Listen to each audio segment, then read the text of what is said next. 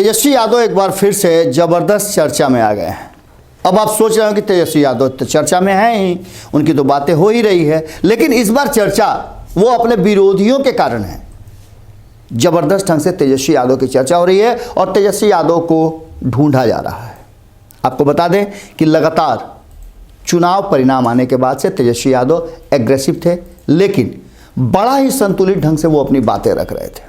उन्होंने चुनाव परिणाम के बाद कई तरह के आरोप और तोहमत लगाए थे, उसको लेकर के वो आगे भी बढ़ना चाह रहे थे और उनका कहना था कि कहीं ना कहीं सत्ता में बैठे लोगों ने चुनाव के परिणाम को प्रभावित किया है। उसके बाद एक और मुद्दा उनको मिल गया और वो मुद्दा उन्होंने रोजगार को लेकर के सरकार को घेरने का शुरू किया।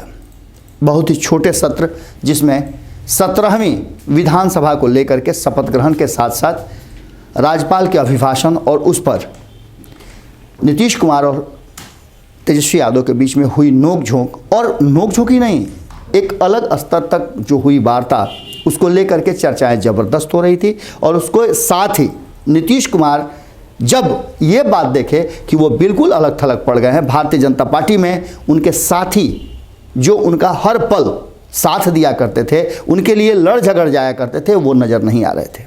और ऐसी स्थिति में नीतीश कुमार ने अपने से मोर्चा संभाला और दूसरी तरफ से तेजस्वी यादव ने भी सबको चुप करके, चाहे वो महागठबंधन के हों या आरजेडी के सदस्य हों, सबको चुप करा करके अपने से पूरा मोर्चा संभाला था। इन सब बातों के साथ ऐसा लग रहा था कि अब बिहार में एक अलग लेवल की राजनीति शुरू होगी और नीतीश कुमार के नाकों चने चबवा देंगे तेजस्वी यादव।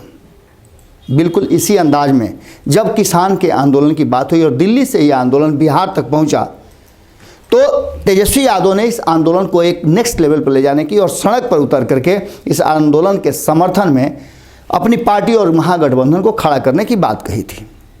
हुआ भी, और होने के साथ ही शपथ भी लिया गया। लेकिन इसके बाद जब भारत बंद की बात हुई तो तेजस्वी यादव ने समर्थन तो किया, लेकिन खुद नदारत रहे और इसको लेकर के अब जबरदस्त ढंग की राजनीति शुरू हो गई है।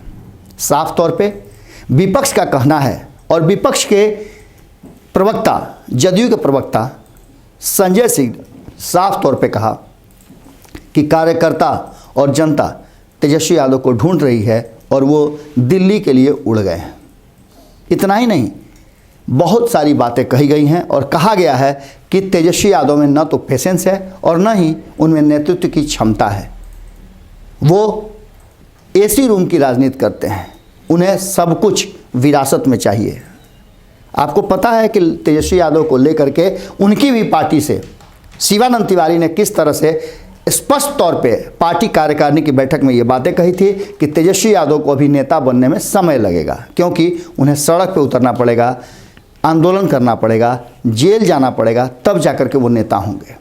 सड़क पर उतरने की कोशिश तो तेजस्वी यादव कर रहे हैं, लेकिन जेल जाने की जो बात हो रही है उसको लेकर के विपक्ष उनके कई तरह के भ्रष्टाचार में जुड़े कारणों से जेल जाने की बात कर रहा है, न कि राजनीतिक कारणों से।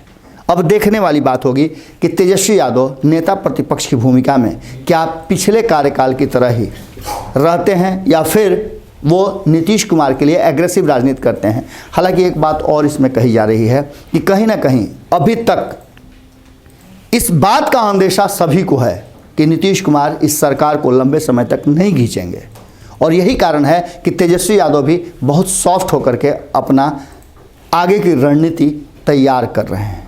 हो सकता है किसी रणनीति का हिस्सा हो कि वो न तो भारतीय जनता पार्टी पर एग्रेसिव होना चाहते हैं और न ही वो नीतीश कुमार पर एग्रेसिव होना चाहते हैं। और इन सब बातों के बीच में तेजस्वी यादव का अचानक से इस आंदोलन के बीच में अलग हो जाना इस बात को साबित करता है कि विपक्ष तेजस्वी यादव को खोज रहा है, ढूंढ रहा है। तो निश्चित रूप से तेजस्वी यादव को इस समय आम जनता और अपने मुद्दों के साथ खड़ा होना चाहिए, क्योंकि यही वो वक्त है जब नीतीश कुमार कहीं ना कहीं अपने ही साथियों से घिरे हुए हैं और तेजस्वी यादव के पास खुला मैदान मिला है जिसमें वो तेजस्वी यादव नीतीश कुमार को घेर सकते थे।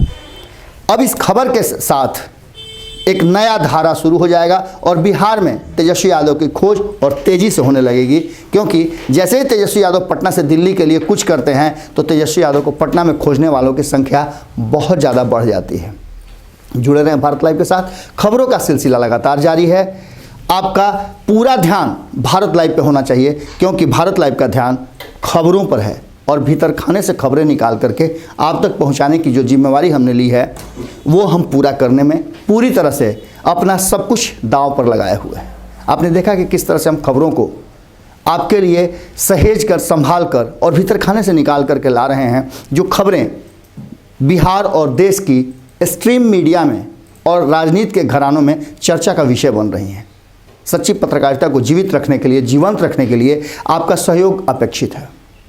हम आशा करते हैं कि आप हमारे यूपीआई नंबर पर आपसे जो भी बन पड़े, 1 रुपया से लेकर के जो भी सहयोग बन पड़े, आप हमें कीजिए, क्योंकि सच्ची पत्रकारिता को जीवित रखना बहुत ज़रूरी है। नमस्कार। अगर ये वीडियो पसंद आई और वह बिहार के राजनीति और बिहारियत से सरोकार रखेनी तो सब्सक्राइब बटन दबा के चैनल के सब्सक्राइब कर ली। ओजे एगो घंटी बा, ओकरा बटन दबा देला से कुल सटीक और मारक खबर रुआ मुफ्त में मिल जाई। अगर रुआ पत्रकारिता के हमनी के नया प्रयोग में सहयोग कर चाहतानी तो ज्वाइन बटन दबा दी। पेटीएम नंबर नोट कर ली 9386816700। धन्यवाद।